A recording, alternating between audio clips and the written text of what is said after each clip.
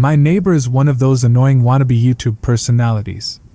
Over the years, I've seen him cough out cinnamon, lay flat on the hood of his car as it slowly creeps down the driveway, and douse himself in lukewarm water, all the while screaming epic win, epic fail, or fuck, epic maintenance of the status quo, for all I know.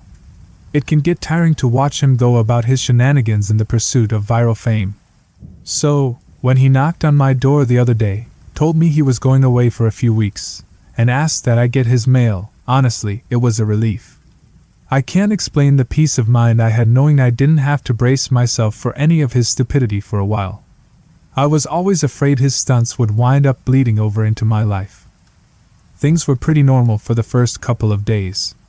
He received a few bills, a bit of spam, and what I could only assume was a birthday card. Then, one evening, I got home to find a cardboard box waiting on his front porch. In big red letters was written, "Return to sender."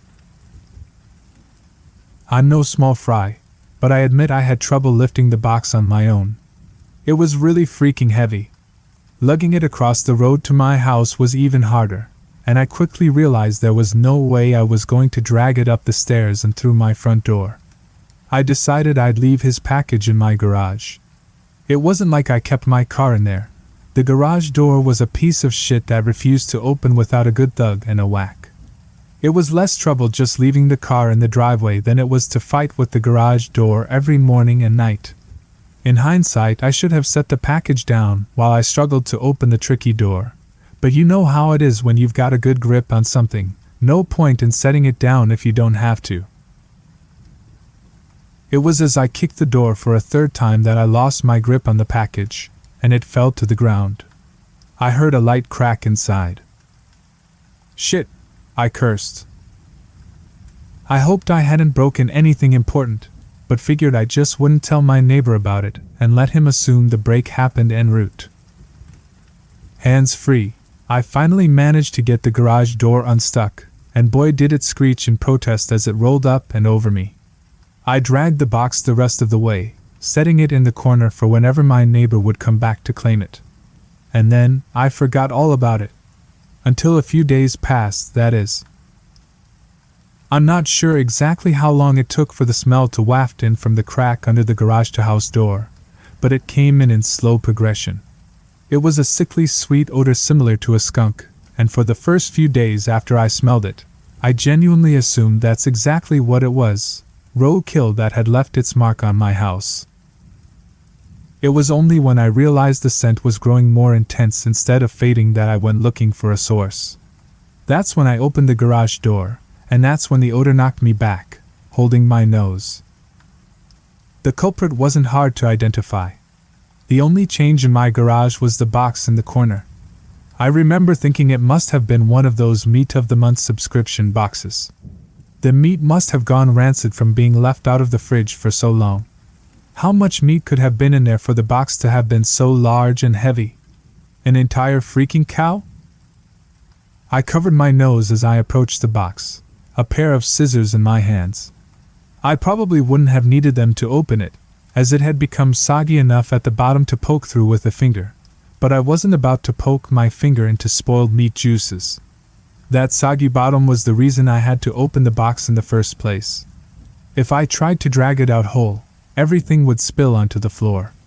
I was going to have to dump the pieces of meat one garbage bag at a time, and take them down to the dumpster, a process I wasn't looking forward to. My scissors tore through the tape along the top of the cardboard box. I thought the smell couldn't get any worse, but as I flipped the flaps open, I discovered a whole new gamut of stink. It was like opening a burning oven, but instead of a heat wave, I was met with waves of piss, sweat, shit, and putrefaction. It was so bad that I staggered back and had to force down the puke begging to guzzle out of me. I don't think I could have handled that scent mingling with the horrors coming out of the box. I'm not ashamed to admit I ran out the door for a breath of fresh air, but in the short time I'd spent in the garage, the smell had become so ingrained in the fabric of my clothes that it clung to me like a shadow. Nothing I tried could keep the smell out of my nostrils. Not air fresheners, not a face mask, not 3 showers and a change of clothes.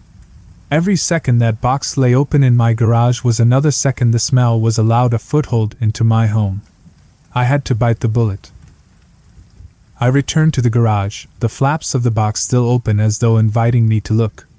I was prepared, a clothespin pinning my nostrils shut, a garbage bag in one hand, the strongest cleaner I could find in the other, and long rubber gloves to keep my skin from having to touch what was inside.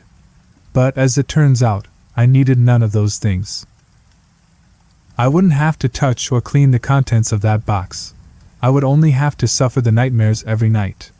You see, there was meat in that box, but it didn't come from a cow or a pig. No, it was worse than that. It was my neighbor. Dead. Still in one piece, but dead. I called the cops, and naturally, they took me in for interrogation. It's kind of hard not to suspect the man with a corpse in his garage, after all. Thankfully, they soon realized I wasn't involved.